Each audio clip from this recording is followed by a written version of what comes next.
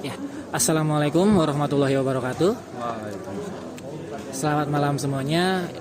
Sebelumnya izin memperkenalkan diri, nama saya Denis Maharani Effendi. Saya dari kelas C1.23, saya dari Prodi Hukum, kampus Digitech University. Di sini saya akan memenuhi tugas dari mata kuliah kewirausahaan digital, yang dimana mewawancarai salah satu pelaku usaha di bidang digital juga.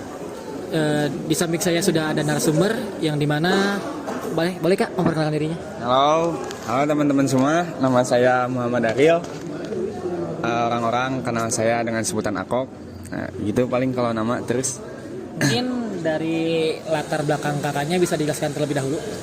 Di sini sekarang saya masih sebagai pelajar di salah satu SMK lumayan terkenal lah di Bandung, SMK Negeri 3 Bandung, jurusan Manajemen Logistik, dan sekarang saya lagi sibuk PKL, kebetulan PKL. Sebelum jauh ke pembahasan ke pertanyaan-pertanyaan mungkin ya, saya akan sedikit mempertanyakan pandangan kakak gitu terhadap wirausaha digital di zaman sekarang gitu, khususnya buat anak muda gitu ya di zaman sekarang. Kalau pandangan saya terhadap kewirausahaan di digital ya tadi bisa menjadi sebuah peluang besar gitu, terutama di zaman sekarang yang dimana teknologi sudah begitu maju, mungkin ya informasi sudah ada di mana-mana. Jadi wirausaha di bidang digital itu sebuah fenomena yang harus segera kaum muda pelajari gitu, terutama untuk mencari uang. Itu bisa jadi kesempatan yang sangat besar mungkin. Baik, mungkin tanpa berlama-lama ya. Pertanyaan. Iya benar baru.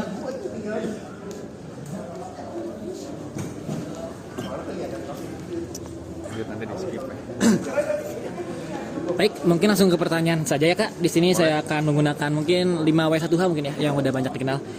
Dari pertanyaan pertama di sini ada yang apa sih kelebihan usaha Kakak gitu? Seperti keahlian khusus, produk unggulan, dan keunggulan kompetitif gitu Kak.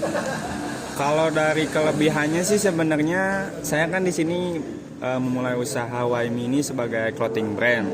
Kalau dibilang kelebihan sebenarnya kalau dari material sama kayak yang lain lah, gak beda jauh pakainya cotton combat dan lain-lain. Mungkin kalau material secara detail di saya tuh pakainya cotton 20S yang dimana si komposisinya itu lebih nyaman buat dipakai di keadaan dingin, nggak kedinginan, di keadaan panas pun nggak kepanasan. Mungkin kalau dari material seperti itu. Cuma kelebihan yang kita tekankan di sini lebih ke pelayanan sih. Pelayanan kita tuh amat sangat bisa dibilang beda lah. Entah dari pelayanan secara online atau secara langsung. Kalau mau nyobain pelayanannya boleh langsung kontak aja Waimi Limited. Mungkin langsung ke pertanyaan selanjutnya. Mengapa kakak memilih produk ini untuk dijadikan sebuah usaha gitu? Kalau alasan saya memulai usaha, awalnya sih lebih ke lihat peluang dari zaman sekarang ya, yang dimana anak muda zaman sekarang tuh lebih sudah peka terhadap fashion gitu.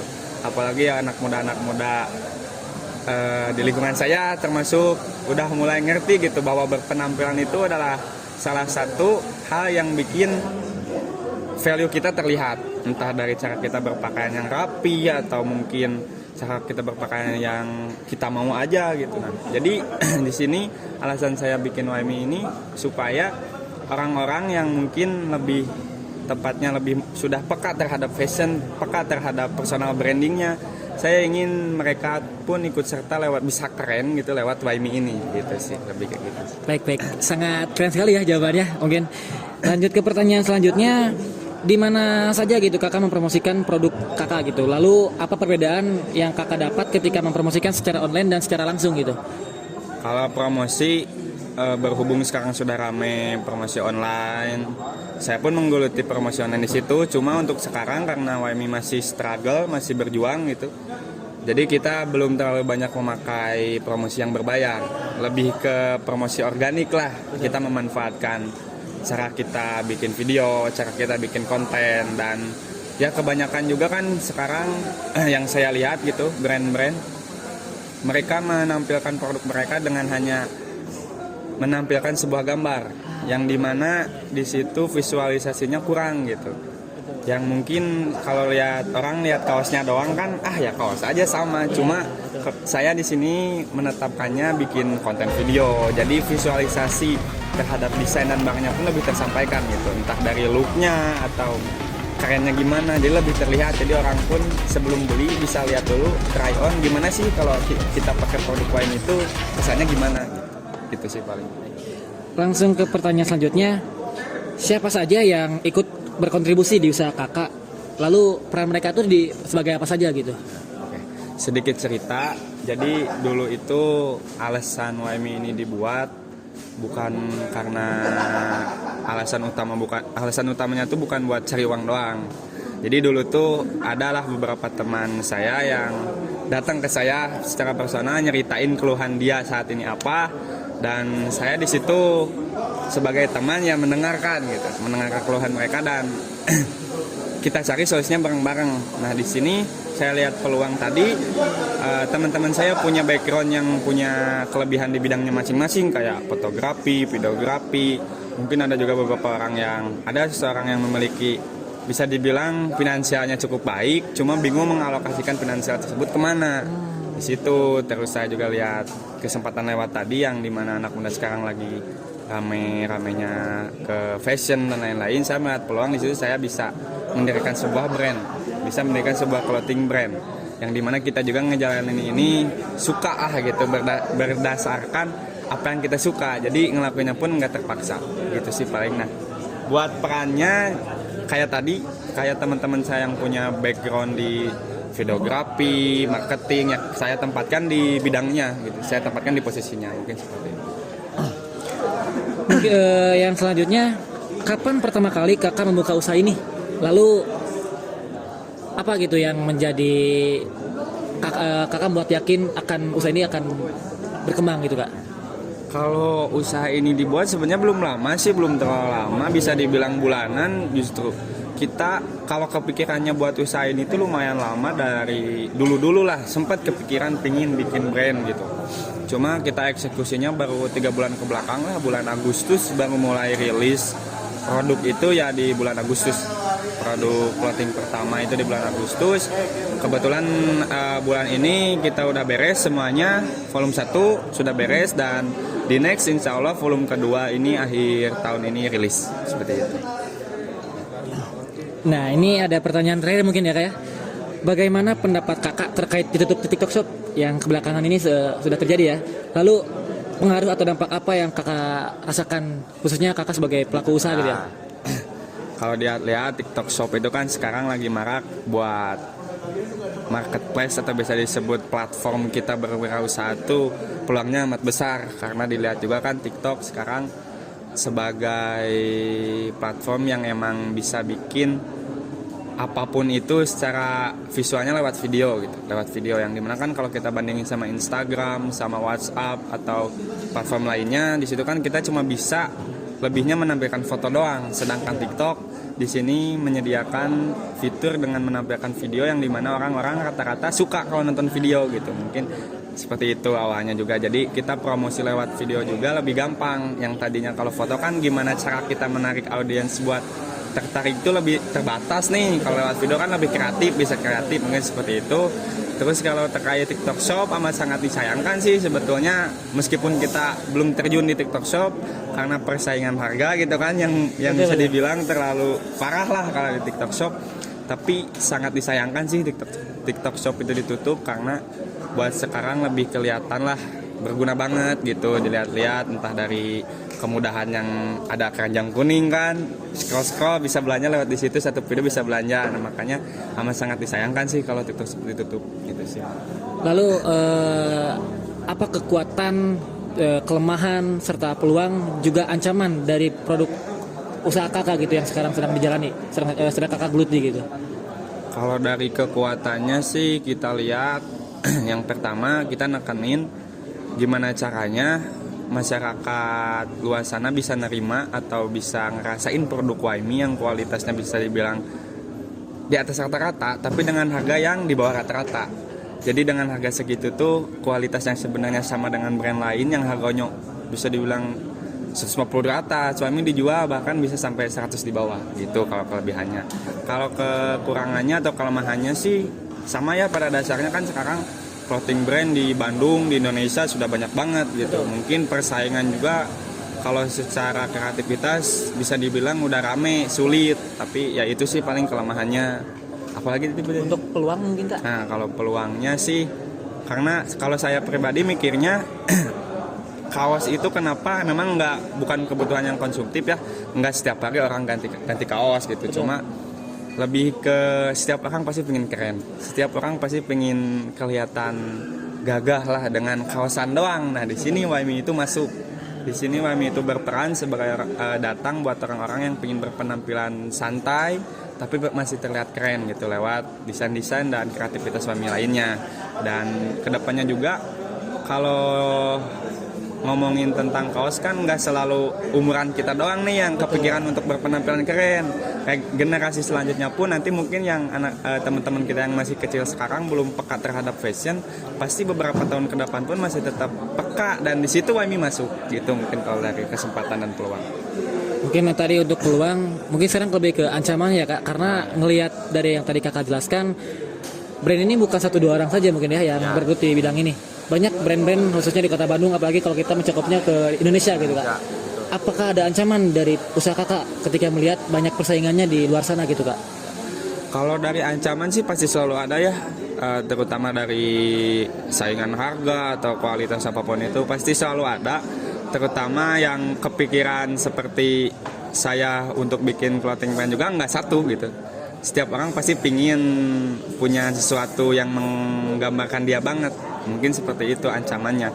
Tapi kita senantiasa bersama tim lain juga pasti terus berinovasi, pasti terus memikirkan solusinya dari setiap ancaman tersebut, dan tidak berhenti di situ saja sih. Gitu sih paling.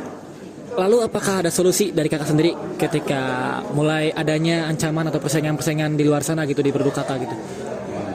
Kalau buat solusi ya balik lagi ke kitanya masing-masing mungkin ya, ke SDM timnya seperti apa. Jadi kalau kita sih lebih ke kita peka lah ke masyarakat, kita peka ke audiens kita peka ke market kita, apa yang mereka butuhkan, apa yang mereka pinginin, kita lebih peka dengan cara yang mungkin bisa riset, survei, turun ke lapangan bagaimana orang tuh sebenarnya pengen berpenampilan seperti apa sih. Nah lewat situ solusi mungkin bisa didapetin, jadi nanti kita bikin desain yang menyesuaikan pasar, kita bikin desain yang banyak orang suka, jadi kita nggak terpaku lebih ke YMI itu gini, enggak sih sebetulnya, lebih ke kita fleksibel lah, karena konsep YMI dari awal pun fleksibel, seperti itu sih. Mungkin dari beberapa pertanyaan tadi sudah Kakak jawab mungkin ya. Mungkin sekarang lebih ke pembahasan aja sih Kak, lebih ke kita ngobrol nyantai aja gitu ya. Sebelum jauh-jauh pembahasan lebih jauh lagi, sebenarnya visi misi Kakak di awal membuka clothing brand ini tuh apa gitu ya Kak? Kalau boleh tahu ya Kak ya. Kalau misi saya pribadi sih awalnya kalau ngomongin bisnis, saya tertarik bisnis itu apapun itu awalnya. Cuma kenapa saya mendirikan clothing brand ini, karena saya ingin punya legasi lah, atau peninggalan. Mungkin pada suatu saat nanti saya sudah nggak ada gitu ya, tapi orang-orang tuh ingat YMI itu, ingat ke saya gitu. Jadi sekarang pun saya terapkan bahwa YMI itu sebagai gambaran atau persamaan sama perjuangan saya. Mungkin kalau dilihat YMI sekarang lagi di sini gitu prosesnya, itu pun saya masih di situ gitu. Nanti pun YMI sudah besar, berarti proses saya sudah mencapai itu. Nah, saya pun menerapkan konsep seperti itu. Kalau untuk misi Sangat amat lumayan seru ya Kak ya. Dari pertanyaan-pertanyaan tadi yang tadi Kakak jawab, mungkin dari saya pribadi mungkin ke kakaknya gitu ya. Ada sedikit saran nggak gitu buat anak muda zaman sekarang yang mungkin ngelihatnya usaha di bidang digital tuh kayak nggak cocok lah, kurang efektif lah. Apakah ada saran atau pesan-pesan yang Kakak sampaikan kepada anak muda di zaman sekarang gitu Kak? Mungkin kalau buat anak muda zaman sekarang lebih peka lah terhadap lingkungan kalian, terutama tentang percuanan, perbisnisan gitu. Karena kalau kita datang ke suatu tempat, kita bisa peka terhadap kesempatan di situ, pasti bisa kita uangin gitu, pasti bisa kita cari uangnya di situ. Kayak contohnya misalkan kita main-main sama orang yang suka ngopi, atau main-main sama orang yang suka hobi sesuatu, kita kan bisa ulik apa sih di situ yang bisa kita jadiin sebuah usaha yang dimana kita bisa sering profit, untung buat mereka, untung buat kita. Nah di situ poinnya berarti kita harus benar-benar bisa peka lah, belajar untuk mengevaluasi tempat, belajar untuk mengevaluasi keadaan, belajar untuk mengevaluasi sekitar, bahwa pasti di setiap kegiatan kalian tuh sebenarnya bisa dibuat usaha gitu, bisa dicari uangnya lewat keresahan-keresahan di situ. Jadi buat teman-teman semua yang masih muda, mungkin jangan segan-segan buat bersosialisasi, jangan malu-malu buat kenal lebih banyak orang, karena di situ kalian bakal dapat peluang yang dimana bisa menguntungkan buat kalian gitu sih paling. Mungkin sangat baik begini ya dari tanggapan dari kakak. Mungkin dari kalian semua bisa diterapkan pesan dari kakak Ariel mungkin ya, atau lebih sering kenal kakak Akop gitu ya. Tadi sempat dengar juga saya bahwasanya volume 1 sudah selesai ya kak ya?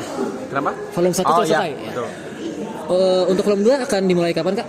Karena kita kan berdiri baru 3 bulan, 3 bulan kemarin tuh kita turun produksi bulan Agustus, alhamdulillah lancar, volume 1 semua produk bisa dibilang hampir habis, tinggal kita bagi-bagi sisanya. Kebetulan sekarang juga teman-teman YMI lagi ngadain giveaway sama desain competition. Buat teman-teman semua yang mungkin punya kelebihan di desain competition, bisa cek IG-nya langsung YMI Limited, ymi.ltd, nanti bisa cek di sini. Nanti bisa lihat-lihat juga syarat giveaway-nya gampang, bisa baca di situ. Sama kalau buat volume 2, kita rencana akhir tahun ini ngeluarin volume 2. Kalau buat produknya sih belum tentu, belum pasti baju juga. Cuma kalau baju sih lebih ke ciri khas kita ya. Paling nanti produknya ada produk-produk lain, bisa kalian tunggu aja lewat Instagramnya. Gitu sih.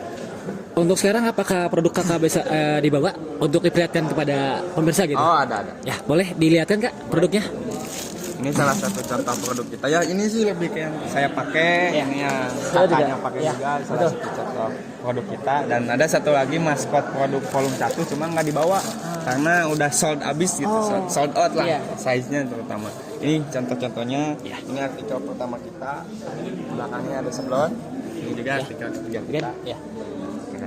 Ada arti nggak di balik baju-baju yang kakak desain gitu dari 3 baju ini? Khususnya tadi ya yang pertama karena start lebih awal gitu ya kayak. Pasti ada sih, karena kita juga nekenin di setiap artikel tuh kita bikin latar belakangnya. Terutama buat ini contohnya artikel yang ini tuh di sini kan ada emot atau bisa dilihat desainnya muka yang penasaran dengan nama brand YMI itu sebagai keresahan saya pribadi awalnya.